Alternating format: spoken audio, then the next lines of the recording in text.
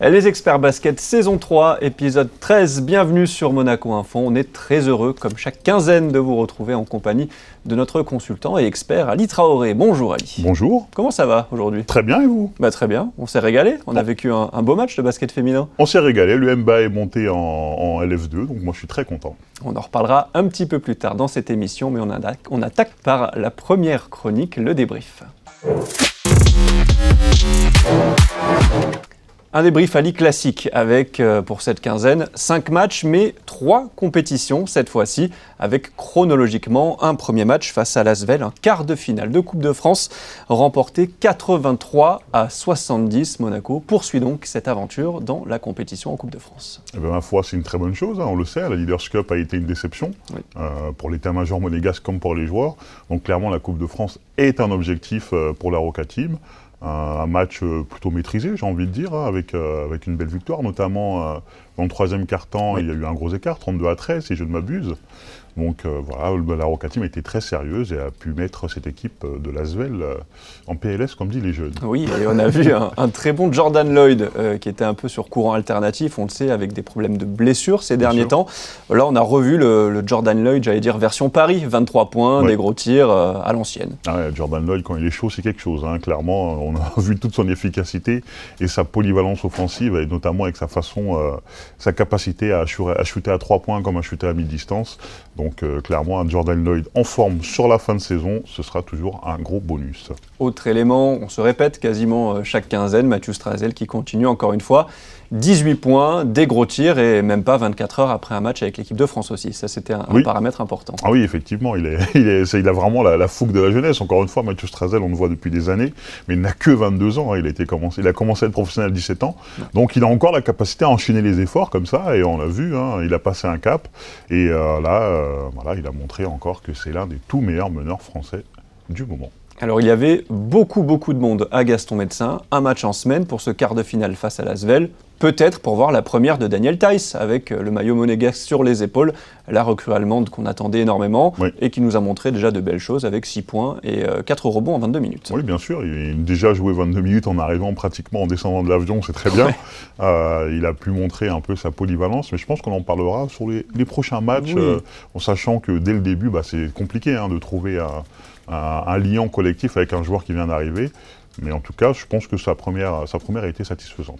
Et donc Monaco est qualifié pour les demi-finales de la compétition et retrouvera Bourg-en-Bresse, une équipe où les deux équipes ont l'habitude de se jouer. Passons à l'Euroleague, mon cher Ali. C'était le retour de la compétition phare sur la scène européenne. 20 jours d'attente, c'était long, mais on est revenu avec donc ce déplacement à Milan et un retour qui a été raté avec cette défaite 86-80. Monaco a couru quasiment tout le match après le score en fait. Oui, c'était un match, on va dire, compliqué. On a vu le mauvais visage de Monaco. Non, je n'ai pas envie d'accabler Monaco sur la première mi-temps, parce que clairement, Milan avait une adresse à 3 points absolument démentielle, hein, il ne ratait rien. Mais clairement, Monaco a un vrai problème de consistance, dans le sens où on a vu souvent ce scénario où le club, enfin l'équipe, court après le score, après avoir commencer le match un peu soft, on va dire. Et après, à la fin, on s'attend à une action individuelle qui nous permettra de gagner le match. Donc clairement, c'était l'un de ces matchs-là. Vassilis Spanoulis était très énervé, c'est normal, mais il y a clairement des problèmes de courant alternatif dans la Roca Team. 2 stats pour illustrer ça, 8 sur 27 à 3 points, c'est trop peu si on veut gagner un match, et 15 passes décisives seulement, en dessous des standards depuis que Spanoulis est arrivé. Bien sûr, j'ai même envie de dire beaucoup trop de 3 points. 8 sur 27, bon, à un moment donné, vous êtes à 27 tirs à 3 points dans un match, ça fait beaucoup. Surtout qu'il y a un secteur intérieur de qualité quand même à Monaco. Et après, oui, les passes décisives, que 15 passes décisives. Maintenant, voilà, je suis encore un disque rayé, je suis désolé. Oui, mais à Monaco, quand ils font plus de 20 passes décisives par match, eh bien, il y a souvent la victoire au bout. Et ça a été le cas aussi du côté, il y avait une réaction attendue face à Paris, et réaction il y a eu avec ce succès dans la capitale 91-79, où on a là senti une Roca Team beaucoup plus impliquée et qui avait envie de remettre un peu les pendules à l'heure, j'ai envie de dire. Ah oui, là, il y avait rien à voir. Hein. Clairement, dès le début du match, Monaco a montré qui était le patron, a dominé le match du début à la fin. on a vu un Daniel Theis de très haut niveau. Là, pour le coup, on a vu vraiment le joueur qu'il est. Il a été signé pour amener de la polyvalence dans le jeu intérieur. C'est exactement ce qu'il a fait. Il a fait du 3 points, il a fait du short roll. Je ne vais pas rentrer dans des trucs un peu trop techniques, hein, mais il est capable de faire des passes décisives, défensivement très polyvalent. Il peut switcher sur les écrans. Et donc vraiment, on a eu l'expérience Daniel Theis jusqu'au bout. Et c'est une recrue, pour moi, c'est une des toutes meilleures recrues là, que Monaco a fait depuis très longtemps. 21 points, 7 rebonds pour l'intérieur allemand. Vous parliez un petit peu de son utilisation. On l'a vu surtout sur les pics. Dès qu'il reçoit le ballon, il attaque le cercle direct. Il ne se pose pas de questions. Il manquait un peu ça. Bien sûr. Et il change totalement la façon de jouer du secteur intérieur monégasque. Voilà, et c'est un peu les mêmes joueurs. Hein, Papagiannis, Jaïté et Moteyounas. Et là, on a un joueur beaucoup plus polyvalent, plus petit, plus vif. Et c'est un vrai joueur de basket, quoi. Il est capable de faire des passes justement dans ces situations. Il a le ballon au niveau de la ligne des lancers francs. Donc il est vraiment intéressant. Et puis pour revenir sur le match au niveau collectif, Paris a marqué moins de 80 points. Oui, voilà. Autre stat. Il y a eu plus de 20 passes décisives par match. Et qu'est-ce qui s'est passé? Une victoire. Voilà. La stat Ali Traoré, encore une fois, qui se vérifie. Toujours. Du coup, pourquoi est-ce que c'est une victoire capitale? Puisqu'il y a donc le fait de gagner face à un concurrent direct pour maintenir sa place en Euroleague. C'est très important, et surtout que le point average a été récupéré. À la fin du match, on a vu beaucoup de temps mort, alors que le match était totalement plié, mais justement c'était pour gagner, alors j'espère que je ne dis pas de bêtises, hein, mais je pense que de plus de 7 points, pour pouvoir avoir la victoire et le point average en cas d'égalité au classement à la fin de la saison. Alors chaque match compte en Euroleague et là on arrive, les joueurs souvent disent maintenant on a plusieurs finales à jouer, il reste 6 matchs, je vais vous donner un petit peu justement les rencontres qui restent. Monaco est 4e avec un bilan de 17 victoires et 11 défaites. Il reste 6 matchs avec notamment la série qui arrive, le Maccabi à l'extérieur et puis 2 réceptions du Fener et du Zalgiris à la maison. Monaco serait bien inspiré d'en prendre quoi, 2 sur 3 ?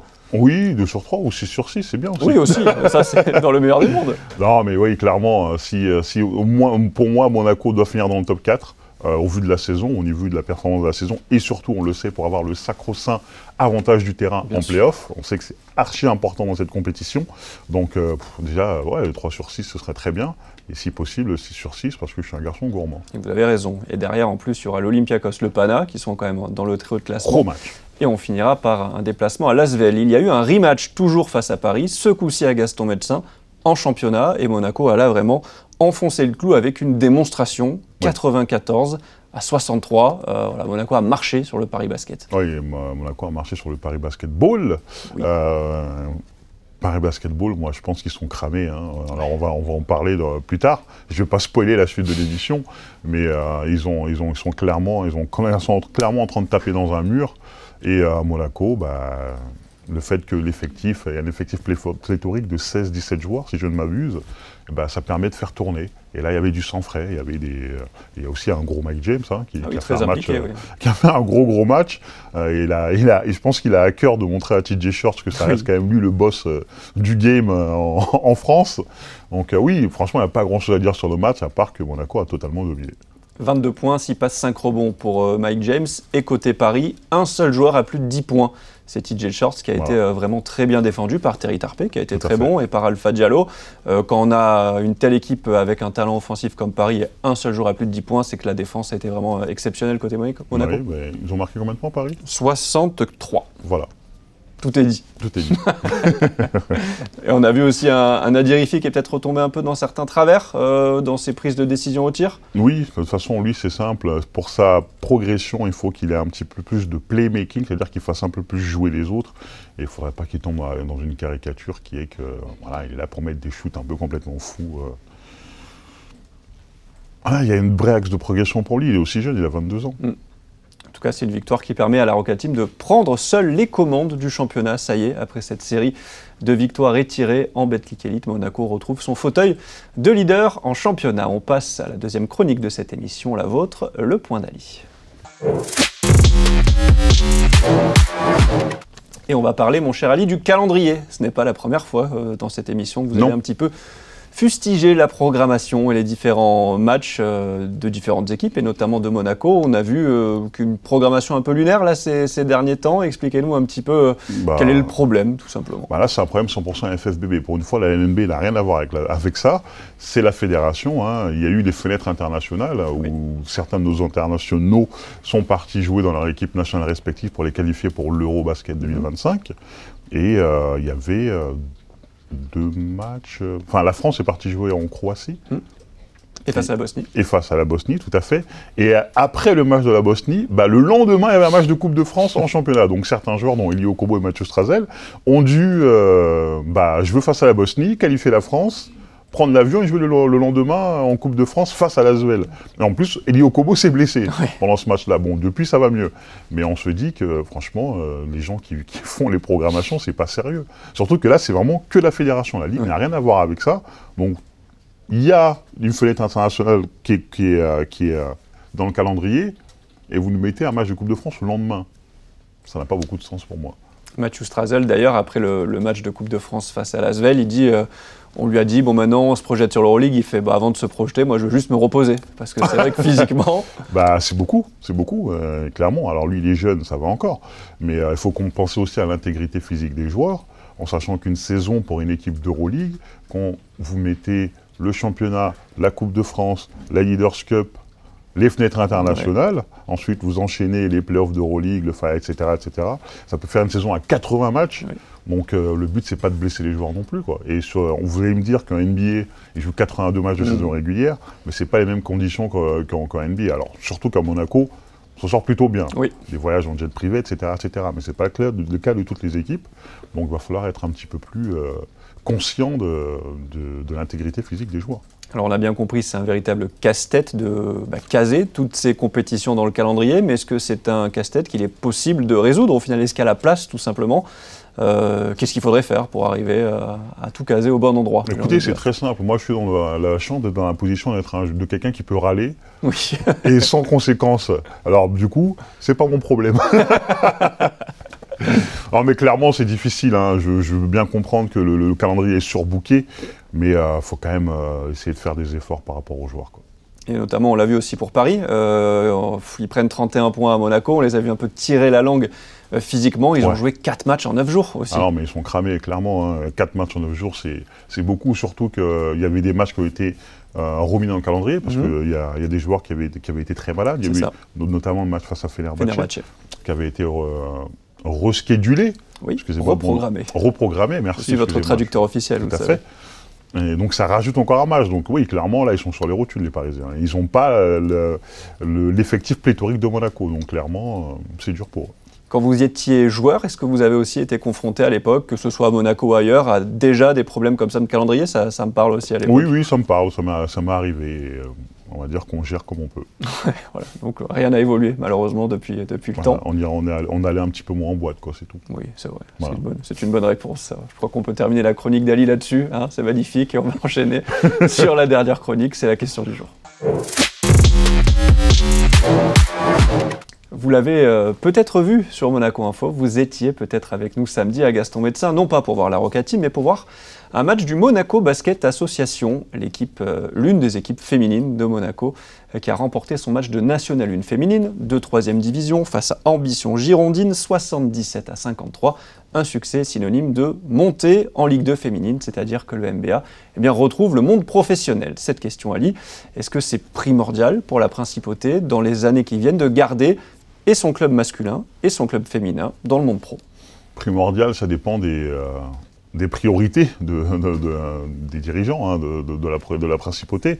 Mais j'ai envie de dire que ce serait vraiment cool, ce serait super d'avoir 2 équipes au plus haut niveau du basket professionnel, que ce soit chez les garçons ou chez les filles, en sachant que voilà, il y a moyen d'avoir des ambitions, il y a des moyens ici. On sait qu'à Monaco, le sport est extrêmement important. Je ne vais pas vous faire la liste de tous les sports qu'il y a à Monaco.